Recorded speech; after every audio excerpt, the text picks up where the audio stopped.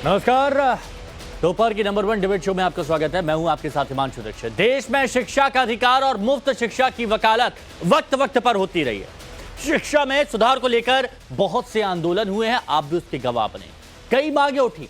2009 में देश को शिक्षा का अधिकार कानून मिला, लेकिन एक वर्ग ऐसा है जो अभी भी इस अधिकार के दायरे से बाहर रहकर मजहबी तालीम के भरोसे है। मदरसों की इसी शिक्षा व्यवस्था पर एक बार फिर से राष्ट्रीय बाल संरक्षण अधिकार आयोग यानी एनसीपीसीआर ने सवाल खड़े किए। बहुत से राज्यों से मदरसा बोर्ड को बंद करने की मांग की। एनसीपीसीआर ने मदरसों को बंद करने के साथ ही उनसे मिलने वाली फंड को, जो उनको फंड मिलता है, उसको रोकने की भी सिफारिश की है। और इसके पीछे बाल आयोग ने कई वजह भी बताई है क्यों मदरसों को बंद करने की जरूरत है।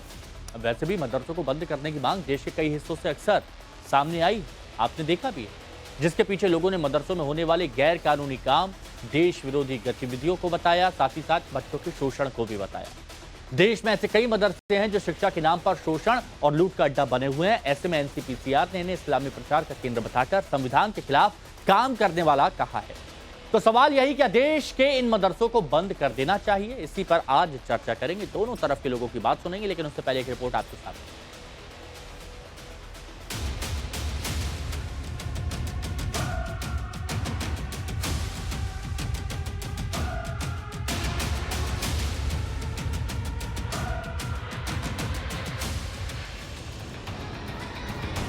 मदरसों में फंडिंग पर बहस के बीच राष्ट्रीय बाल संरक्षण अधिकार आयोग यानी कि एनसीपीसीआर ने तमाम राज्य सरकारों को खत लिखा है।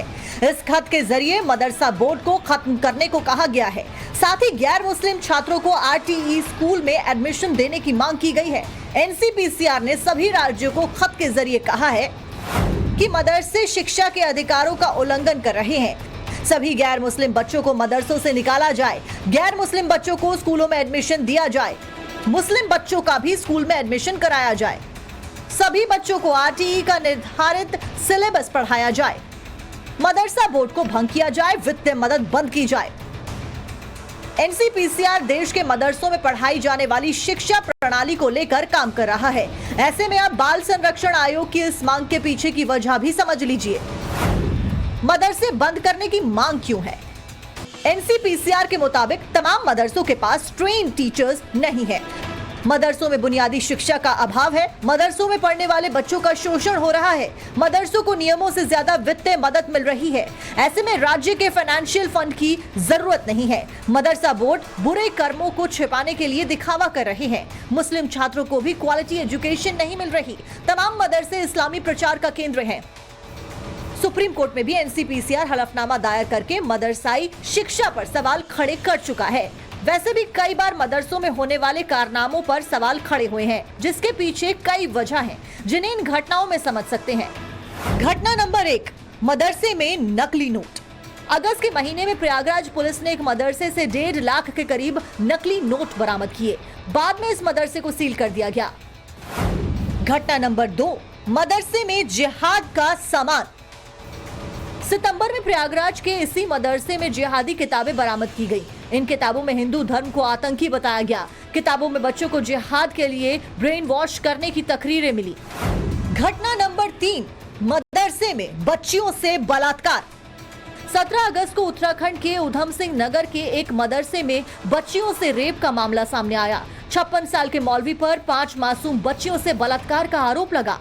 मस्जिद के ऊपर का जो वो यहाँ पर वो अवैध मदरसा टाइप बना हुआ था, जिसमें ये मौलवी था, वहाँ पर इस मौलवी के पास उर्दू सीखने जाते थे। छोटी बच्चियों को जो 5 से लेके 8-9 साल के होते हैं, उन बच्चियों को वहाँ पे रुकवाता था दोपहर में ज़्यादा देर तक। जब ये सारे फ्री हो गए, लड़के फ्री हो गए, बड़े लड़की फ्री हो गए, लड़कियाँ फ्री हुए, तो इन बच्चियों को अलग सा अपना एसी कमरे में ले जाता था। उस एसी कमरे में साथियों वो उन बच्चियों को पोर्नोग्राफी दिखाता था, मतलब पोर्नोग्राफी दिखाता था। छोटे छोटे बच्चियों को, 8 साल की मासूम बच्चियों को पोर्न वीडियोस दिखाता था। ऐसे कई मामले आए दिन सामने आते हैं। कई मदरसों पर टेरर फंडिंग और आतंकी गतिविधियों में शामिल होने तक के आरोप हैं। कई मौलवियों को देश विरोधी गतिविधियों में पकड़ा तक गया है, जिनमें रजिस्टर्ड और अनरजिस्टर्ड तरीके के मदरसे शामिल हैं। ऐसे में मदरसों की एजुकेशन क्वालिटी और मदरसा बोर्डों पर कई सवाल वक्त वक्त पर खड़े होते आए हैं।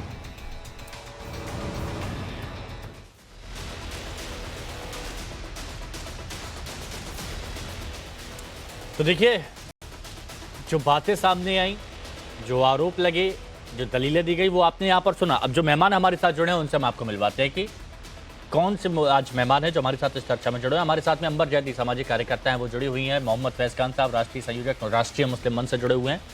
सैयद जवाद भाई हमारे साथ में राजनीतिक विश्लेषक जुड़े हुए हैं। अतीकुर रहमान साहब हमारे साथ इस्लामिक स्कॉलर हैं और हाफिज नूर अहमद अजहरी साहब हैं, मुस्लिम स्कॉलर हैं। बहुत सोच विचार के एक एक बातों को तथ्यों के साथ रखते हैं। आप सभी का बहुत बहुत स्वागत है। अजहरी साहब, कुछ मामले सामने आए, एनसीपीसीआर की तरफ से मांग की गई है। मैं ये आपसे जानना चाहता हूँ, उनकी तरफ से बता दिया गया कि मदरसे क्यों ज़रूरी नहीं है, लेकिन मैं आपसे जानना चाहता हूँ कि मदरसे क्यों ज़रूरी हैं, क्या वजह है? मदरसे इस्लाम की रीढ़ है। मदरसे हमारी ज़रूरत है। वो इसलिए कि मदरसे हमारे मदरसों में इस्लाम और अल्लाह उसके रसूल की बातें बताई जाती हैं और वो हमारे लिए इसलिए भी जरूरी है कि वहीं से हमें जानकारी मिलती है, मदरसों से ही, कि हम नमाज कैसे पढ़ेंगे, हम रोजे कैसे रखेंगे, नमाज के फराइज क्या हैं, रोजे के फराइज क्या हैं। इसके अलावा जो इस्लाम के सुतून है, 5 सुतून, हाँ। तौहीद, नमाज, रोजा, ज़कात, हज, उसकी सही व्याख्या कहीं से मिलती है तो मदरसों से मिलती है। वहाँ जैसे कि आपके यहाँ मंदिरों के लिए उसके जिम्मेदार बनाने के लिए कहीं ना कहीं धर्म की ही पढ़ाई पढ़ के पहुंचते होंगे, ऐसे हमारे यहाँ धर्म की पढ़ाई जो हमारी कुरान और हदीस के उसकी मीनिंग, उसका मतलब, उसका सियाक व सबाक जानने के बाद में जो उलमा और आइम्मा और हुफ्फाज और कारी तैयार होते हैं, तो मदरसों में ही तैयार होते हैं। और वो मदरसे हमारे मजहब की रीढ़ है। और ठीक है, मतलब अगर आपको मौलाना बनना है या फिर आपको कोई मस्जिद को देखने वाला दीनी जो शिक्षा होती है उसके लिए मदरसे जरूरी है। लेकिन एक बहुत बड़ा सवाल, क्योंकि देखिए मैं आज आराम से चर्चा करना चाहता हूं, मैं इसीलिए ये बताइए, क्वालिटी एजुकेशन से बच्चे महरूम हो जाते हैं, वो उनको नहीं मिल पाती है और इसीलिए कहा गया है कि उनको स्कूलों में भर्ती कराया जाए। इस पर बताइए, क्वालिटी एजुकेशन। आज के दौर में मदरसे भी जो बहुत हाईटेक हुए हैं, बहुत आगे बढ़े हैं। मदरसों से पढ़ने वाले बच्चे भी बड़ी उन्होंने मंजिलें तय की हैं। ये तो एक सिर्फ आरोप है जो सरकारें होती हैं, हुक्मरान होते हैं, उनके जो नजरियात होते हैं, उनकी जो आइडियोलॉजी होती है, वही लोग पेश करने की कोशिश करते हैं। कुछ चापलूस किस्म के लोग, कुछ देखिए अब एक तरफ सरकार पर यहाँ पर आरोप भी लगाए गए हैं कि सरकारें होती हैं वो इस तरह की बातें करती है, लेकिन सरकार ही है जो मदरसों को हाईटेक करने की बात करती है। सरकार ही है जो मदरसों को हाईटेक करने की भी बात करती है और फिर वहां पर भी आपत्ति जताई जाती है कि हमारे मसलात में दखल नहीं होनी चाहिए। अच्छा, देखिए हमारे बहुत सारे मदरसों को सरकार ने जो अनुदान दिया है, वो मदरसे वैसे ही चलते हैं जैसे हिंदी मीडियम के स्कूल वगैरह चलते हैं, सीबीएसई बोर्ड के स्कूल चलते हैं, वैसे ही हमारे मदरसे, बहुत सारे मदरसे में दीनी तालीम के साथ साथ में असली उलूम भी पढ़ाया जाता है। हालांकि दीनी तालीम और दुनियावी तालीम जिस तरह से बहुत सारे लोग कहते हैं कि अलग अलग है, हम इसको अलग नहीं मानते हैं।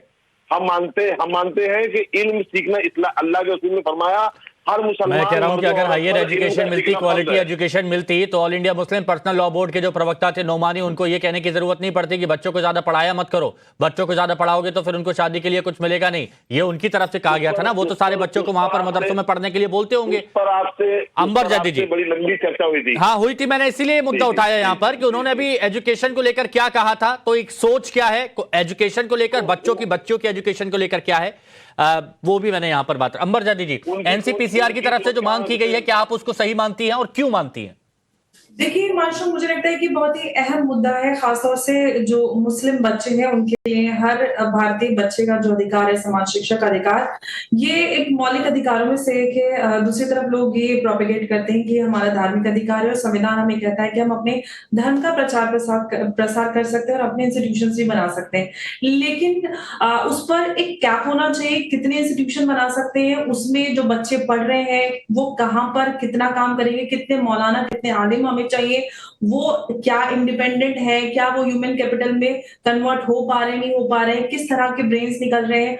जिन मदरसों में अलगाववाद और देश के विरोध में शिक्षा सिखाई जाती है, समाज में अलग थलग रहने की जो एक प्रवृत्ति सामने आकर निकल के आती है, हम जाकिर नायक को भी देख रहे हैं। कल हमने नोमानी साहब का भी बयान पे चर्चा की थी। पाकिस्तान में जाकर कहते हैं कि जो लड़कियां शादी नहीं करती वो बाजारू होती हैं, लड़कियों को उच्च पद पर सीएम पीएम नहीं होना चाहिए, उस समाज के मर्द मर गए हैं क्या, औरतों को बड़े पद पर नहीं होना चाहिए, उनको घरों में रहना चाहिए। तो इस तरह की जो मानसिकता निकलती है, क्या वो हमारे देश के लिए और समाज के लिए सही है? और सबसे पहली बात तो ये है कि उत्तर प्रदेश सरकार की हमने बात की, एनसीपीसीआर कई वर्षों से काम कर रहे हैं बच्चों के अधिकारों के लिए, लेकिन उत्तर प्रदेश सरकार ने जो सर्वे कराया था उसमें 25,000 ऐसे मदरसों में से 8,500 मदरसे वो निकल कर आए जो कि रिकॉग्नाइज नहीं थे, और 6,500 मदरसे उसमें से ये साबित नहीं कर पाए कि उनके पास जो सोर्स ऑफ फंडिंग है वो कहां से और कैसे आ रहा है। बच्चों की जो बेसिक राइट्स हैं, उनको किस तरह का खाना मिल रहा है,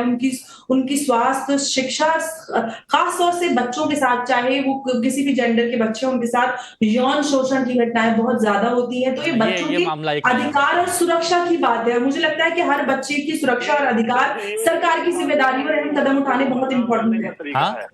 क्या अमर जी, ये सिर्फ मदरसों को बदनाम करने की बातें हैं। ये आपको लगता है कि अगर आप बदनामी के डर से, अगर आप गलत चीजों को ढकते रहना चाहते हैं, तो ये आप अरे ऑडियो बढ़ाइए ना अजहरी साहब का। बच्चों के साथ, इस्लाम के साथ, और अपने अल्लाह को आपको मुंह दिखाना है कि हमारे मदरसों में अगर बच्चों के साथ गलत हो रहा है तो हमें डटकर एक्सेप्ट करना चाहिए कि हाँ, बच्चों के साथ हम मदरसों में इस तरह की हिंसा बर्दाश्त नहीं करेंगे, नहीं करेंगे। अच्छा अंबर, ये बहुत जरूरी बात है। देखिए, जो आपने कहा कि मदरसों में सुधार की बात होनी चाहिए। अजहरी साहब ने भी कहा कि दीनी शिक्षा बहुत ज्यादा जरूरी है। यूपी में इसे 25,000 मदरसे है, आप कितने मदरसों की जरूरत है? मुसलमान बच्चों को जरूरत है स्कूल की, कॉलेज की, मुसलमान मर्द औरत पर इनका सीखना फर्ज है। उनको जरूरत है मुसलमान मर्द, और ये अल्लाह के रसूल सल्लल्लाहु अलैहि वसल्लम की हदीस है, हर मुसलमान मर्द औरत पर इल्म का सीखना फर्ज है। अभी कल या परसों आप लेक्चर आप दे रही थी, कुरान इकरा का माना पढ़िए, फिर आप उसको पता नहीं कहाँ से उसकी चर्चा कर रही थी, व्याख्या कर रही थी। जब आपको दीन के बारे में मालूमात नहीं है तो आप क्यों बोलती हो? नहीं, दीन इस्लाम और मुसलमानों के खिलाफ बोलना आपने सीखा है। आप ऐसी किताबें पढ़ती हो जिसमें इस्लाम मुसलमानों को बदनाम कर दो। नहीं, मेरे को देखिए, गलत तो यहाँ पर नहीं। अगर अंबर जैदी ने भी कहा तो अंबर जैदी ने शिक्षा पर जोर दिया है। इससे पहले भी जब मेरी बात हुई थी तब भी उन्होंने शिक्षा पर जोर दिया था। मदरसों को बदनाम करने की नहीं, वो भी शिक्षा पर जोर दे रही है। अच्छा, एक मिनट, सैयद जवाद भाई, देखिए, आप हैं, अतीकुर रहमान साहब है और हाफिज नूर अहमद अजहरी साहब है। आज तीनों लोग जो यहाँ पर मौजूद हैं, ये मैंने देखा है, बहुत तर्कों के साथ, मजबूत तथ्यों के साथ अपनी बात रखते हैं। इसलिए सैयद जवाद भाई, जरा बताइए, अगर मुस्लिम बच्चों को स्कूलों में एडमिशन कराया जाए, गैर मुस्लिम बच्चों का भी स्कूल में एडमिशन कराया जाए, और मदरसा शिक्षा के अधिकारों का उल्लंघन कर रहे हैं, ये एनसीपीसीआर के खत में लिखा गया है, आप इस खत पर क्या कहेंगे? बहुत बहुत शुक्रिया आपका भाई। देखिए, अभी जो प्रियांक कांगूर गो हैं, उनको राष्ट्रीय अध्यक्ष बनाया गया है एनसीपीआर का, मुझे उनके कभी कभी विचारों पे हंसी आती है, क्योंकि वो पॉलिटिक्स के अंदर अपनी जो है चाहते हैं कि जगह बन जाए या बहुत ज्यादा क्लोज हो जाए, क्योंकि पूरा राजनीतिक मुद्दा है। लेकिन हैरत की बात यही है कि भारतीय जनता पार्टी के समर्थन से बने सरकार, तो बिहार में भी भारतीय जनता पार्टी के समर्थन से सरकार जो है, महाराष्ट्र के अंदर भी है। महाराष्ट्र सरकार क्या कह रही है? कह रही है कि वहां मौलवियों को मदरसों की अंदर जो पढ़ाने वाले हैं उनकी शिक्षा जो है 3 गुना बढ़ा देंगे। डूब करके मर जाना चाहिए इस वक्त एनसीपीआर के जो है प्रियांक कानून वो हैं, उनको डूब करके अपने चुल्लू डुब्बानी में बेगैरती का लेकर के आए, और उस बेगैरती को जो है वो मैं एक्सपोज करना चाह रहा था। बिहार सरकार क्या कह रही है? बिहार सरकार भी ये कह रही है कि जो वक्फ बोर्ड की जमीनें हैं उनके ऊपर नए मदरसे खोले जाएंगे। कहां चले गए ये भारतीय जनता पार्टी के बेगैरत लोग? बोले ना जा करके। अभी अगर नीतीश कुमार का समर्थन हट जाए तो सरकार गुड़कू हो जाएगी, क्योंकि बैसाखियों पर है।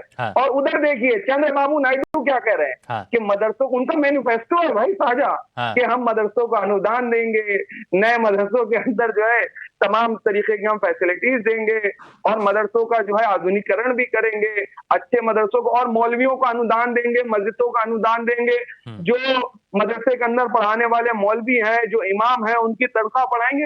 अरे बेगैरत पार्टी के हैं, बड़का झूठा पार्टी है, अच्छा। समझिए, देश को बलगलाने वाली है। हाँ। झूठों की एक मंडली है भारतीय जनता पार्टी में। देश मतलब के अगर अंदर क्वालिटी दुनिया एजुकेशन चलता की है। अगर बात हो, या फिर आपने कहा कि अगर हाँ। हाईटेक किए जाए मदरसे, तो इसमें आपको कोई आपत्ति नहीं है, ये होना चाहिए।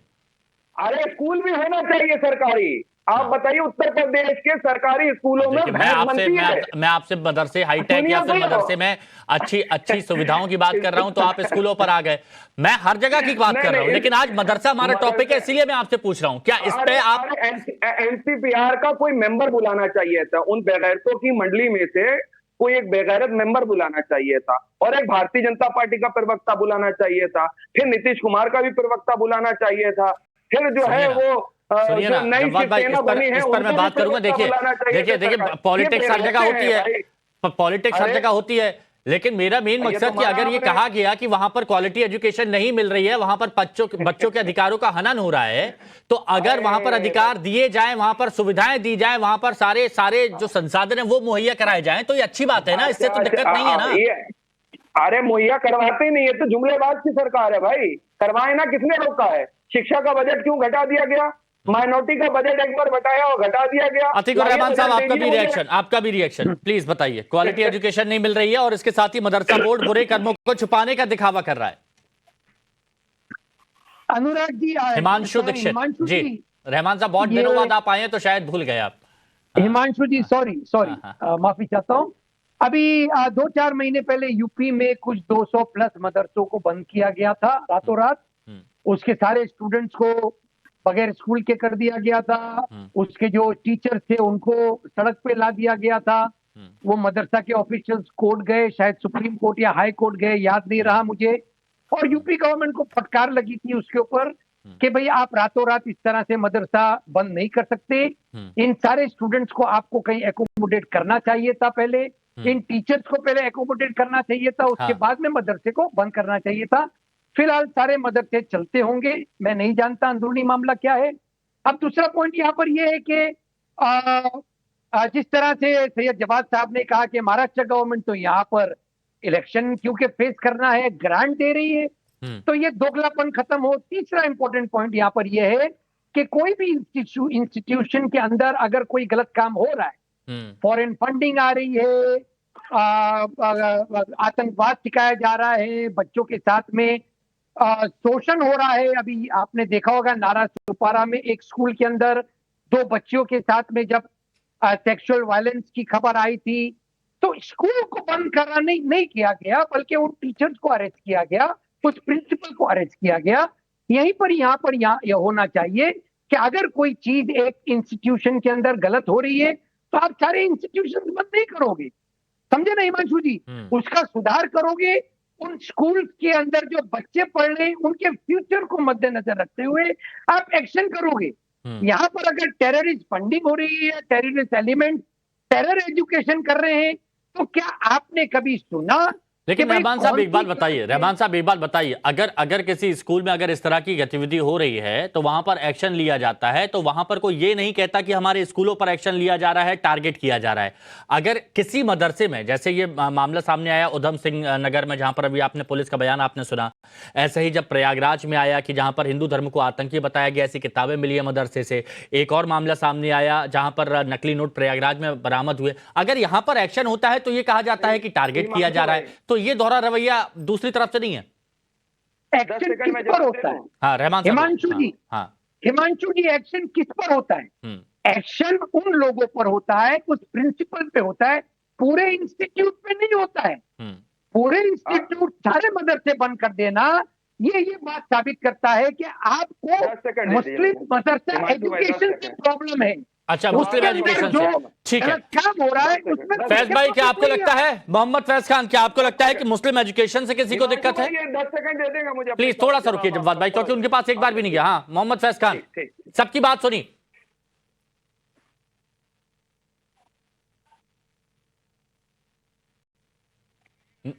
मोहम्मद फैज खान, शायद आपने म्यूट कर रखा है, एक बार देखिएगा प्लीज। हाँ बोलिए। अमरी वालू लुकदतन मिन लिसानी यफ़क़हू क़ौली। आवाज मेरी स्पष्ट आ रही है? बिल्कुल आ रही है, बोलिए। हाँ, हमारे देश के प्रधानमंत्री श्री नरेंद्र मोदी जी ने स्पष्ट कर दिया है, मुस्लिम विद्यार्थियों के लिए एक हाथ में कुरान और एक हाथ में कंप्यूटर। स्पष्ट बात है कि मदरसों का आधुनिकीकरण होना चाहिए, क्वालिटी एजुकेशन होनी चाहिए, जो प्रियंका कानूनगो जी भी कह रहे हैं। शिक्षकों का व्यापक प्रशिक्षण होना चाहिए, और यदि महाराष्ट्र और बिहार में मदरसों को फंड देने की बात हो रही है और इसके विकास की बात हो रही है, तो इसका स्वागत होना चाहिए, ना कि इसके बारे में अपशब्द या दोगलापन जैसे शब्दों का इस्तेमाल किया जाना चाहिए। मैं आपको बताऊं कि मुस्लिम राष्ट्रीय मंच के द्वारा हर मदरसों में तिरंगा अभियान चलाया गया है, हर मदरसों में तिरंगा फहराया जाता है, उनको राष्ट्रवाद से जोड़ने का काम लगातार किया जा रहा है। और मेरा ये कहना है कि प्रियंका कानूनगो जी की जो बात है वो नकारात्मक नहीं है, बल्कि वो कह रहे हैं कि जो एजुकेशन हिंदू बच्चों को मिलती है वही मुस्लिम बच्चों को भी मिलनी चाहिए। यदि हिंदुओं बच्चों के साथ यौन शोषण नहीं होता तो मुस्लिम बच्चों के साथ भी नहीं होना चाहिए। यानी कि उनकी अप्रोच पॉजिटिव है, आधुनिकीकरण की है। और यदि मदरसों में कंप्यूटर की या विज्ञान की शिक्षा दी जाती है तो this is according to Quran. मैं पहले भी कह चुका हूं, हजरत नूह अलैहिस्सलाम ने साइंस टेक का इस्तेमाल करके कश्ती बनाई थी जिससे कि तमाम मखलूकों को बचाया गया था। लेकिन जैसे ही विज्ञान की शिक्षा की बात आती है तो धर्म की दुहाई देकर ये लोग आधुनिक शिक्षा और विज्ञान की शिक्षा का विरोध करते हैं, जबकि हमारे प्रधानमंत्री जी इस बात के लिए प्रतिबद्ध हैं कि जो शिक्षा हिंदू बच्चों को मिल रही है वही ईसाई मुस्लिम बच्चों को भी मिलने लगे। फैज साहब की बात पर सैयद जव्वाद भाई हंस रहे हैं, सुन रहे हो, देख रहे होंगे आप, क्या हंसी क्यों आ रही है? मैं क्योंकि देखिए शिक्षा की बात आ रही है, बता दीजिए। हाँ बता दीजिए। मैं इसलिए हंसता हूँ, देखिए क्या है, कुछ भारतीय जनता पार्टी के बहरूपीय नुमाइंदे आते हैं और वो पीछे से कवर फायर देने की कोशिश करते हैं सरकार को। एक तरफ हाथ में कंप्यूटर हो और दूसरी तरफ ये सब कांग्रेस वाले लोगों को जानते हैं जो कि सरकार को टारगेट करते हैं। महाराष्ट्र बिहार में आधुनिकीकरण हो रहा है, सुन लीजिए। अरे आवाज नहीं आ रही मुझे, मैं अपनी बात रख देता हूँ। वो इसलिए हंसी आ रही थी क्योंकि जिस तरीके से भारतीय जनता पार्टी और संघ परिवार के लोग कह रहे हैं कि तिरंगा अभियान हमने मदरसों में चालू करवाया। इतिहास ये है फैज अहमद साहब, आरएसएस संघियों का, कि 52 साल तक नागपुर के कार्यालय में तिरंगा झंडा नहीं फहराया गया और इसी संविधान की धज्जियां भी इन संघियों ने उतारी हैं। और जिनको अरे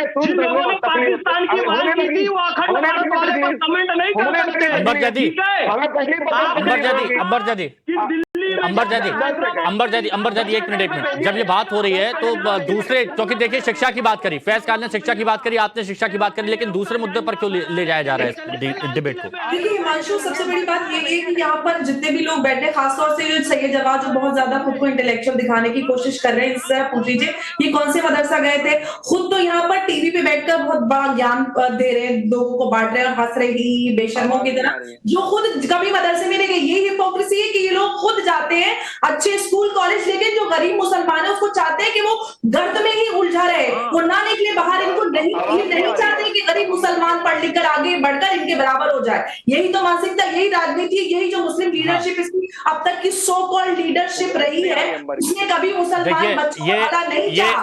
अलग अलग तरह की बातें आएंगी। एक तरफ कहा जाएगा कि नहीं होना चाहिए मदरसों को, दूसरी तरफ से कहा जाएगा कि मदरसों में कई ऐसे मामले सामने आए हैं जो सही नहीं है तो उनको बंद होना चाहिए। लेकिन मुस्लिम अभिभावकों को यह समझना चाहिए कि उनके बच्चों के लिए क्या जरूरी है। आधुनिक शिक्षा बहुत ज्यादा जरूरी है, या फिर जैसे वो मौलाना नोमानी कह रहे थे कि ज्यादा मत पढ़ाओ बच्चों को, दिक्कत होगी आने वाले वक्त में, वो ज्यादा जरूरी है। तो बहुत सोच विचार करें जो अभिभावक हैं। तो वहीं मदरसा बंद करने पर एनसीपीसीआर अध्यक्ष यानी प्रियंका कानूनगो का बयान आया है। प्रियंका कानूनगो ने मदरसे बंद करने की वजह बताई है और ये कहा जा रहा है कि मदरसों में हिंदू बच्चों को भी पढ़ाया जा रहा है। एक बार सुनिए जरा। एनसीपीसीआर प्रमुख प्रियंका कानूनगो हमारे साथ मौजूद हैं। आपने पत्र लिखा है मदरसा बोर्ड के खिलाफ, उसकी फंडिंग के खिलाफ। इस पूरे रिपोर्ट में क्या दर्शाया गया है प्रमुखता से? हमने किसी के खिलाफ नहीं लिखा है, हमने बच्चों के हक में लिखा है। देश के बच्चों के हक में बात यह है कि मदरसा बोर्ड्स की फंडिंग बंद हो जाना चाहिए, मदरसों की सरकारी फंडिंग बंद हो जाना चाहिए, मदरसा बोर्ड्स बंद हो जाने चाहिए। और ऐसा इसलिए क्योंकि हमने देश भर के 7-8 राज्यों में मदरसा बोर्ड संचालित है, उनका अध्ययन किया, तो कि पता चला इन सारे मदरसा बोर्ड वाले राज्यों में जो मदरसे सरकार से फंडेड हैं, रजिस्टर्ड हैं, रिकॉग्नाइज्ड हैं, वहाँ हिंदू बच्चों को